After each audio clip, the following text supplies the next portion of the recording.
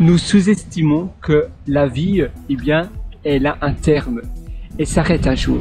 On réagit ou bien on planifie notre vie comme si notre temps était infini. Et pour toi, la vie s'arrête un jour. Et quand on réalise cela, on prend des décisions plus sages. On profite davantage des petits moments, les moments simples, c'est souvent les moments les plus agréables du sens où ce sont des moments qui nous donnent beaucoup de bonheur, peu de soucis, peu de tracas. Et voilà, tu vois, là je me trouve à la baie. Il y a peu de monde. En semaine, il y a toujours très peu de monde et le week-end, il y a beaucoup plus de monde. Ils viennent de tondre la pelouse d'ailleurs. Il y a du monde, c'est vrai que c'est vendredi après-midi aujourd'hui, donc il y a un peu plus de monde, mais ça reste, tu vois, très calme. Et finalement, il y a peut-être une douzaine de personnes, mais les gens parlent doucement. Et ça aussi, j'aime bien, j'apprécie quand tout le monde respecte les autres. Mais parfois, tu es dans un environnement où tu as plein de monde bruyant, ou bien des personnes qui ne respectent pas les uns les autres. Et alors, évidemment, ça nous frustre.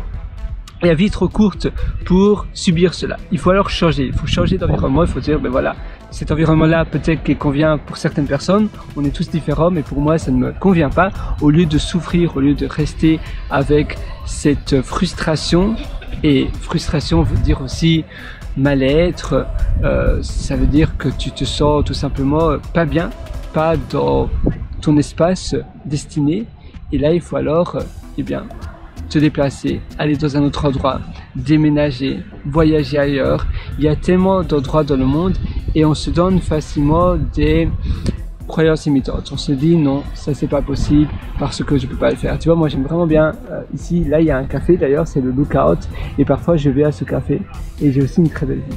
Et passer des petits moments, des moments où tu contemples la vie, où tu prends également du recul sur les événements qui se sont passés, sur les choses, peut-être parfois tu sais tu as un événement et c'est un événement où tu sais pas trop comment l'encaisser.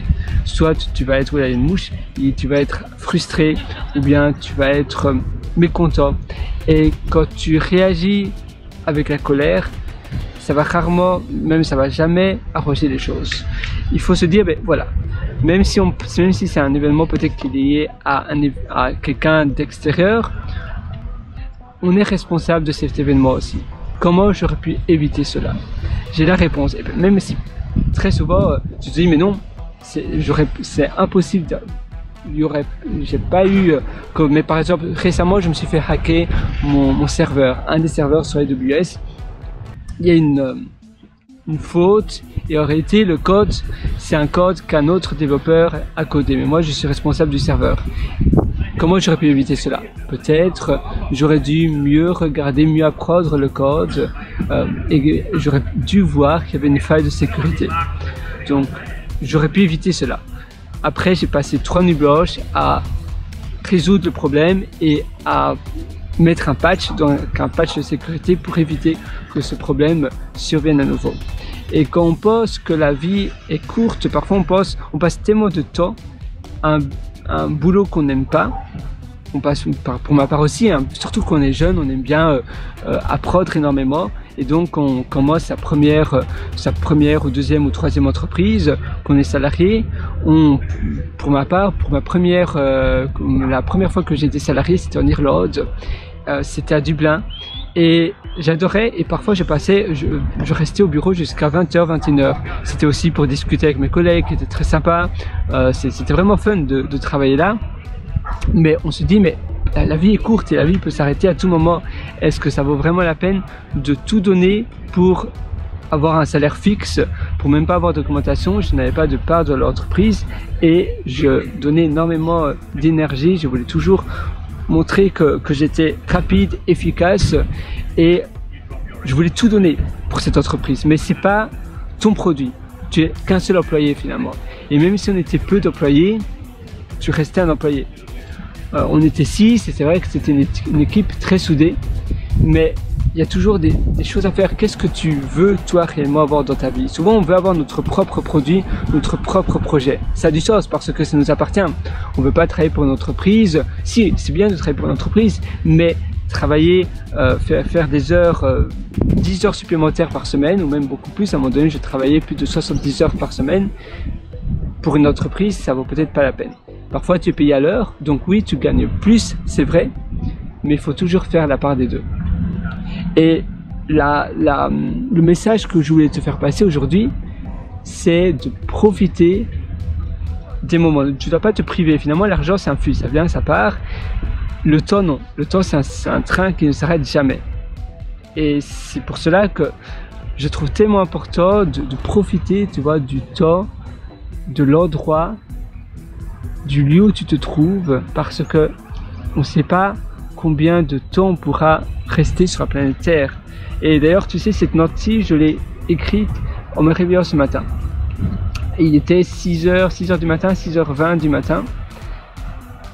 Et donc oui, par la même occasion, je dis aussi, nous ne prenons pas les choix les plus judicieux dans notre vie. Parce que on pense que la vie est infinie et par cette occasion, parfois on prend des choix qui sont pas les meilleurs choix. Mais si demain était ton dernier jour, qu'est-ce que tu regretterais?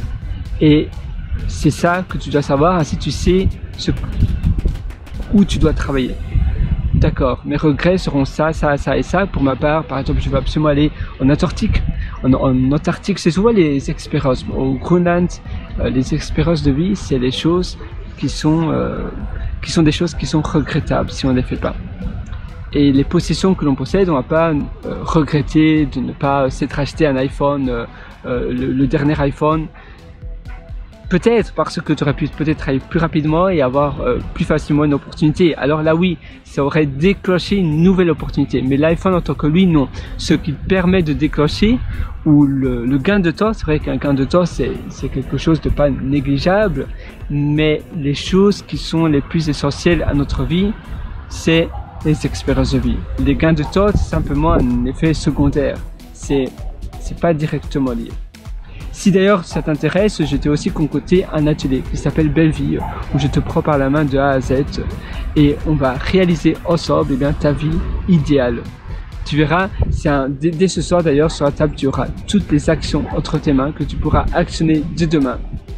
Évidemment, tu es libre de le faire par toi-même ou bien de prendre le raccourci grâce à mon atelier Belle Vie. Et moi je te souhaite une excellente journée. À nouveau, le meilleur moment pour passer à l'action, c'est aujourd'hui, c'est maintenant. Ça ne sert à rien de remettre à plus tard ce que tu veux faire aujourd'hui. Donc tes actions à réaliser, c'est premièrement comment je peux éviter les frustrations, comment je peux éviter de faire des choses qui ne m'intéressent pas, penser davantage à ce qui me fait plaisir au lieu de me priver. Parce que parfois on se prive toute sa vie et puis après on se dit ah voilà, j'aurai la retraite et puis on attrape un cancer et on décède le jour avant d'avoir notre retraite. C'est tellement dommage. Donc faire des micro-retraites, d'ailleurs c'était Tim Ferriss qui avait popularisé cela, des micro-retraites. J'avais déjà pu faire 6 mois sabbatique, 6 mois sans solde avec un de mes employeurs et c'était très chouette. Donc j'ai voyagé, j'ai fait un volontariat en Islande, j'ai voyagé pendant 3 mois au Canada. D'ailleurs c'était au British Columbia, donc la Colombie-Britannique et Alberta, également à Calgary, Banff. Ces endroits-là, c'est juste magnifique, des Rocky Mountains, et ce sont des souvenirs que je reste et que je garde à vie. C'est des souvenirs qui restent toute ma vie. Et toi aussi, regarde quelle chose tu peux faire maintenant pour avoir des souvenirs qui deviennent indélébiles. Tu vois, ici à la baie, après, je vais continuer, c'est ma pause de midi, mais je vais continuer à travailler avec mon ordinateur parce que j'ai pris mon ordinateur, mais avoir une vue idyllique, c'est bien mieux, ça fait toute la différence. Donc sur ce, je te souhaite tout le meilleur, je te souhaite d'avoir une vie mirifique.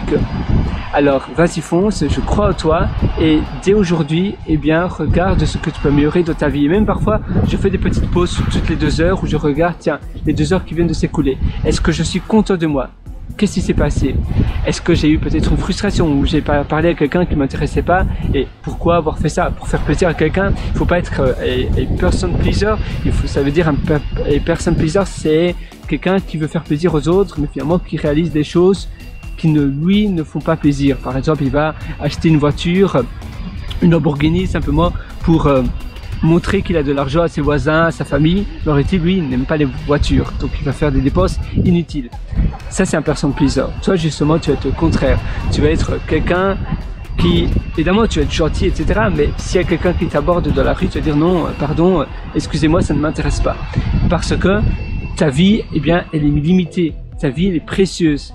Et le taux, c'est un train qui ne s'arrête jamais. Donc oui, tu as un train à prendre, le train de ta vie. Donc tu lui dis, voilà, j'ai un train à prendre, j'ai le train de ma vie à prendre. On a tous des intérêts différents. Et c'est vrai que la personne qui t'aborde de la rue, peut-être que lui, son intérêt, eh bien, c'est son boulot. Il doit, c'est peut-être quelqu'un qui veut récolter des adhésions pour des organisations, des ONG et autres. Ça, c'est son intérêt. Mais toi, ton intérêt, c'est tout autre chose. On a des intérêts différents, opposés, un peu comme quand quelqu'un vend une maison, son intérêt, c'est vendre la maison au meilleur prix, et l'intérêt de l'acheteur, c'est acheter la maison au meilleur prix aussi. Donc, l'intérêt est différent, mais ça ne veut pas dire que l'une ou l'autre est une mauvaise personne. Simplement, ce sont des intérêts différents. Mais toi, c'est à toi de connaître tes intérêts et c'est à toi de prendre les bonnes décisions. Sur ce, je te souhaite une excellente vie. À une prochaine. Ciao.